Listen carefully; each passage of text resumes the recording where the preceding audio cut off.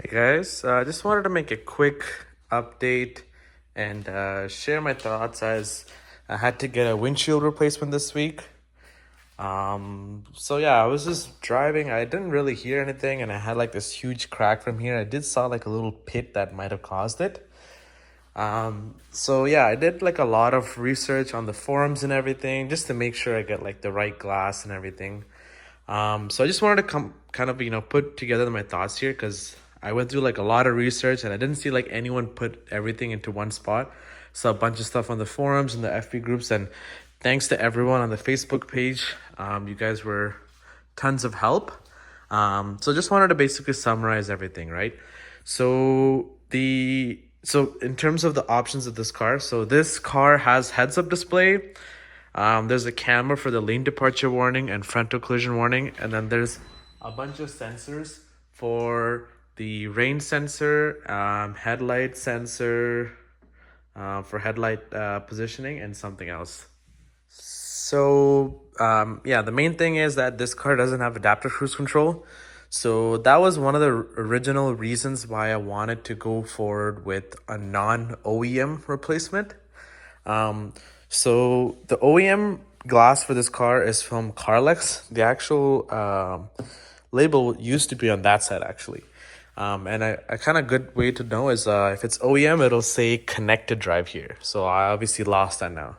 So I'm gonna explain like what like the research process I went to get to this point. So basically, there's three main types of glass replacements you can get.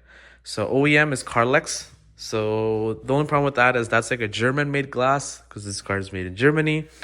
There's an American version of that they use for OEM, which is pretty much same. The most common option that everyone says is an OEE China brand.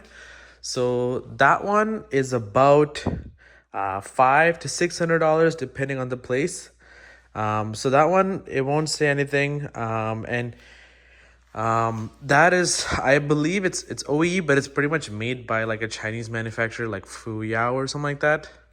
There's also another version of that where it'll actually say the Fuyao brand, and it'll have it. From what I understand is both of those glass, yeah, $600, $600, but the heads-up display will look a little blurry. And I saw pictures of it, and I basically consulted with different people. Then the next kind of thing is Pilkington. So Pilkington is pretty good. They're like an American brand. They're all over USA. And the key thing to note is that they are the OEM glass manufacturers for the American-made BMWs, like the X3, X5, like pretty much all the SUVs. So they have a pretty much good reputation. So shout out to Richmond Hill Auto Glass. That's where I got my glass replaced at. So pretty much what they told me is, hey, like they pretty much do a lot of M3s, M4s, M5s. They're like huge BMW guys, so made me feel a little bit safe about it. And he said the OEE China made one is gonna be pretty much 90%. He said it's gonna look a little blurry. Pilkington is about 95%, and the OEM is gonna be like 100%. It's gonna be exactly the same look. And the OEM was pretty much around $1,400, and this one I got for about $750 installed. So pretty much 500 to 600, 700, 800 for the Pilkington, and then 1,400. So obviously that's very expensive. I personally feel like if I had the adaptive cruise control, I wouldn't even like think about it. I would get the OEM, just because there's like part of this glass replacement is they have to do the calibration.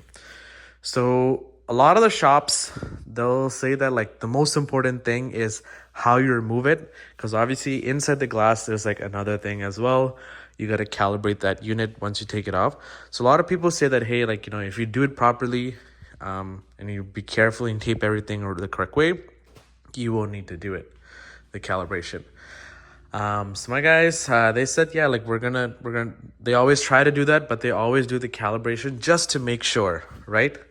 The other thing that they mentioned is that when you order this, the seal for it comes with it. And there's an OEM seal and a non-OEM seal.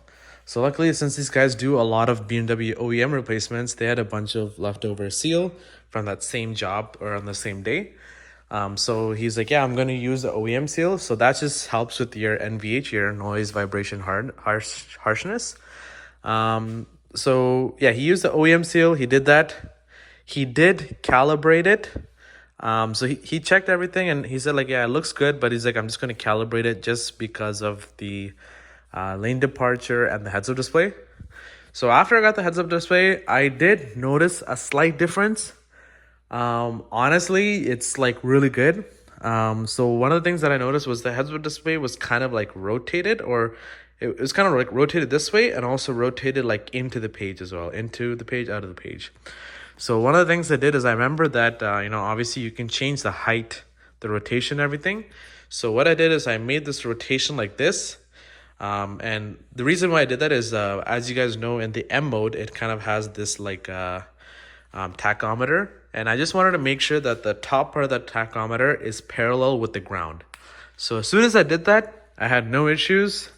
And obviously, like right when you plug it in, you'll know like if there's any errors and stuff like that.